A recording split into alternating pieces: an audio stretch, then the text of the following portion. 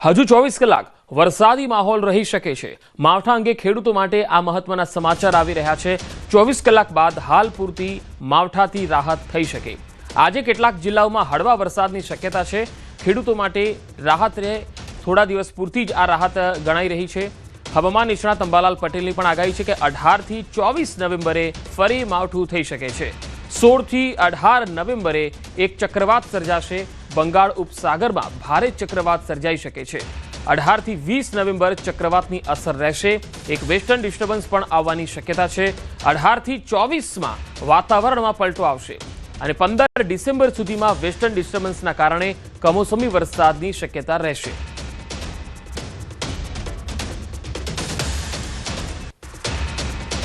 कल के लिए आइसोलेटेड प्लेसेस में मेनली सौराष्ट्र और कच्छ की जो दक्षिणी भाग है और गुजरात की जो दक्षिणी जिला है एडजॉइनिंग नॉर्दर्न गुजरात की जो जिला है इसमें बारिश होने का संभावना रहेगा। उसके आगे ड्राई का पूर्वानुमान दिया गया है 5 से लेकर गुजरात स्टेट में अभी 94 mm बारिश हो गया है।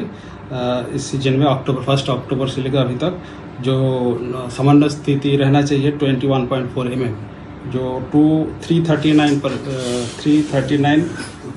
पॉजिटिविटी परसेंटेज डिपर्चर 18 નવેમ્બરની આસપાસ 16 થી 18 નવેમ્બરમાં બંગાળ ઉપસાગરમાં એક ભારે ચક્રવાત સર્જાવાની શક્યતા રહે છે, જેના કારણે લગભગ 18 થી 20માં આ ચક્રવાતની અસર રહેશે અને તેનો ભેદ બંગાળ ઉપસાગરનો ભેદ અને અરબ સાગરનો ભેદ અને આ સમયમાં એક વેસ્ટર્ન ડિસ્ટર્બન્સ પણ આવવાની શક્યતા રહે છે, જેના ઇન્ટરેક્શનના કારણે ગુજરાતમાં ફરી વાતાવરણમાં 18 થી 24માં પલટો આવવાની શક્યતા છે।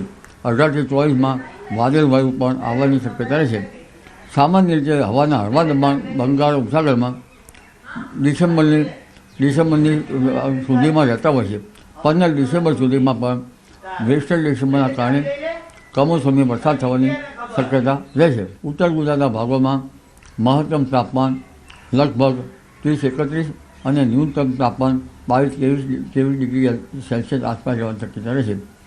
દક્ષિણ ગુજરાતમાં પણ ન્યૂનતમ તાપમાન ઘટશે, એટલે લઘુત્તમ તાપમાન ઘટતાં સવારે ઠંડા પવનો ફૂંકાવાની શક્યતા રહેતાં રવિ પાકો માટે હવામાન સાનુકૂળ રહેતું જણાશે। દક્ષિણ ગુજરાતના કેટલાક ભાગોમાં પણ વરસાદના અહેવાલ છે। નવસારી જિલ્લામાં ધુમ્મસ સાથે વરસાદી માહોલ છવાયો। વહેલી સવારથી જિલ્લાના ગણદેવી, બિલીમોરા તેમજ ચીખલી તાલુકામાં કમોસમી વરસાદ સાથે ગાઢ ધુમ્મસનો પણ કહેર જોવા મળ્યો। કમોસમી વરસાદને પગલે ખેડૂતો ચિંતિત બની ગયા છે।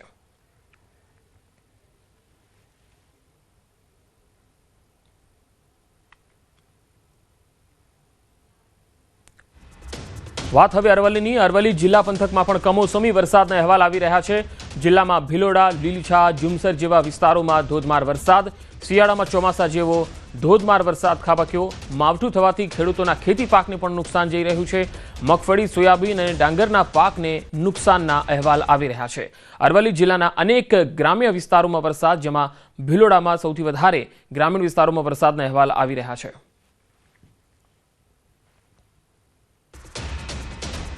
તો મહેસાણાની વાત કરીએ। મહેસાણા જિલ્લામાં પણ ફરી એકવાર કમોસમી વરસાદનો કહેર જોવા મળ્યો। વિસનગર, વડનગર, વિજાપુર, ઊંઝામાં વરસાદ। તાલુકાના અને શહેર અને ગ્રામ્ય વિસ્તારોમાં પણ વરસાદ। કેટલાક વિસ્તારોમાં ધોધમાર વરસાદ ખાબક્યો। રસ્તા પર વરસાદી પાણી વહેતા થયા। વરસાદ પડતા ફરી એકવાર ખેડૂતોની ચિંતા વધી ગઈ છે।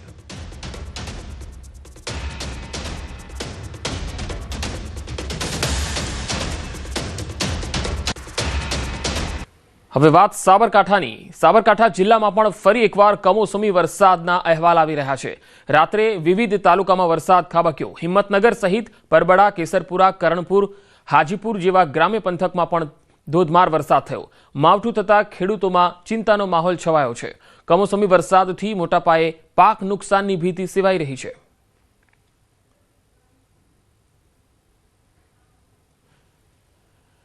હવે મહીસાગરથી પણ તસવીરો આવી રહી છે। મહીસાગર જિલ્લામાં ફરી એકવાર કમોસમી વરસાદ પડ્યો। ગાજવીજ સાથે ક્યાંક ભારે તો ક્યાંક ધીમી ધારે વરસાદ પડ્યો।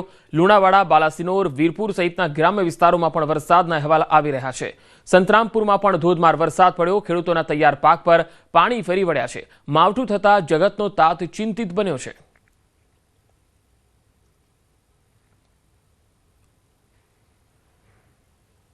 તો વાવ થરાદના સુઈગામ તાલુકાના પાડણ ગામે કમોસમી વરસાદના અહેવાલ આવી રહ્યા છે. બપોર બાદ અહીંયા ધોધમાર વરસાદ અને વાતાવરણ પલટાયું હતું.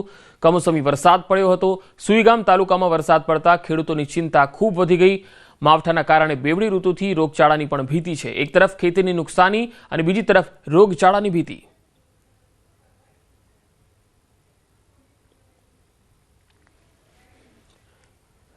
તો બનાસકાંઠાના ઓગળ તાલુકામાં આવ્યો વાતાવરણમાં પલટો. ઓગળમાં માવઠું પડ્યું છે. કમોસમી વરસાદથી રસ્તા પાણી થઈ ગયા છે. ઓગળ તાલુકામાં ખેડૂતને પડતા પર પાટું જેવી સ્થિતિ છે. જગતના તાતને હવે રાતા પાણીએ રોવાનો વારો આવ્યો છે.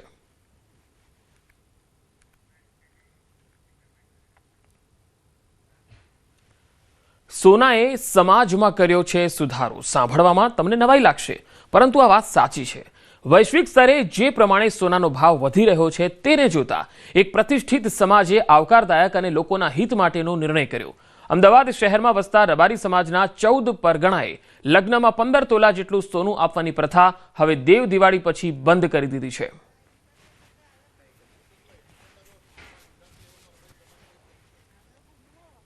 સોનાનો ભાવ ક્યાં પહોંચ્યો સર? અત્યારે આપણા હોય સમાજને એવું થયું કે કાઢિયાવાનું ચાલશે પણ સોનાવાનું નહીં ચાલે. સોનાનો મોં ના કરશો, ભગવાન તમને આપો તો તમારા કર્પણ તમે કરો, પણ જે બંધારણ થાય એમાં બંધારામાં રહેજો. અમારા મહિલા મંડળની બધાની સહી સર ગમે બહેરો આપશું અને સલાહ આપશું. ઘેર આવ્યા પછી તમને ભગવાને આલ્યું હોય તો તમારી પાર્વતીના જે શણગાર કરવો એ કરો છૂટી, પણ બહાર તમે ના પાડશો. તો આટલું મહેરબાની કરી અને સોનામાંથી છૂટો તમારે ઘેર આવે તમારી પાર્વતીને જે બધો એ બધો. પણ ભુવાજીઓ મોટા લોકો રૂપિયાવાળા પૈસાવાળા પણ સમાજ સમૂહ લમણોવાળો પાછળ સમાજને શું છે શું નથી એ જુઓ. સમાજમાં વ્યાપેલા કુરિવાજ પર સદંતર પ્રતિબંધ લાદવા સમાજના અગ્રણીઓ એકત્ર થયા હતા. નવેમ્બરમાં યોજાનાર સંમેલનમાં પહેલીવાર મહિલાઓને આમંત્રણ આપીને આ નિર્ણયને મજબૂત બનાવવામાં આવશે. આ નિયમ સમાજના જે લોકો તોડશે તેને સમાજના પંચ દ્વારા દંડ કરવામાં આવશે. સમાજની મહિલાઓ દ્વારા આ નિર્ણયનું સ્વાગત કરવામાં આવ્યું.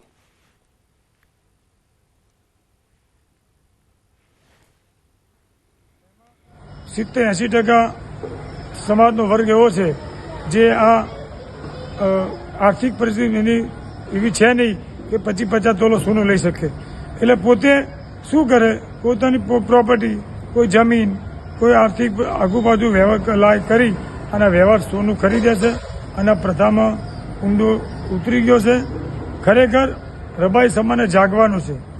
આના માટે ઘણા બંધારણ થયા છે, પણ કોઈને થોડા પાળ્યા છે, થોડા નથી પાળ્યા.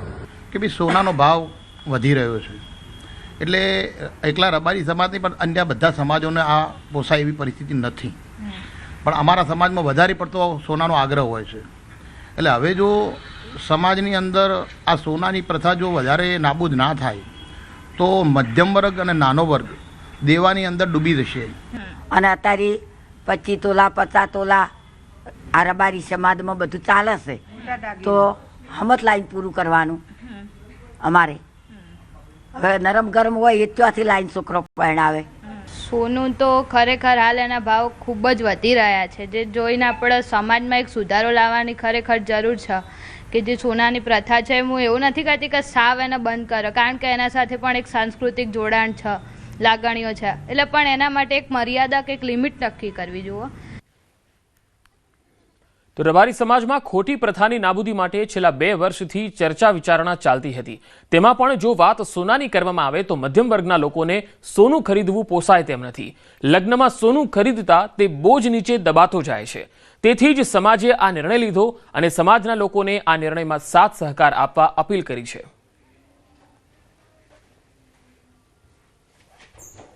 સોનાનું જે બંધારણ છે એ જરૂરથી પાડજો. એ બધા માટે છે, એ કોઈ અમારા માટે છે એવું જરૂરી નહીં. પણ આ બંધારણ તમે ના પાડો તો તમારો બાળ બચ્ચો, તમારું કુટુંબ, તમારા આગળ બધું હેડવાનું છે. એ રીતે તમે આ બધું બંધારણ પાડજો એવું અમારી જરૂર વિનંતી છે. જે આપણું જે બંધારણ થાય છે સોના માટે એ બધા માટે સારું છે. તે બધી બહેનો જવાની છે, એમાં બધા તમે ભેગા મળીને આવજો. હવના માટે છે, આપણે એક માટે નહીં. કોઈનો ગરીબનો છોકરો ઉભો રહે એનું થાય તો બધા માટે સારું છે. આ વખતે તો સોનું ઘણા ઊંચા ભાવે પહોંચ્યું છે, એટલે આપણો મધ્યમ વર્ગ છે જે પહોંચી ના શકે, જેને આગળ જતા બહુ જ તકલીફ પડે, આપણી આવનારી પેઢી માટે અને આવનારી પેઢી અને ચાલનારી પેઢી માટે સાથે એના શિક્ષણ અને સાથે બંધારણ સાથે જોડાવવું આપણી માટે બહુ જ જરૂરી છે.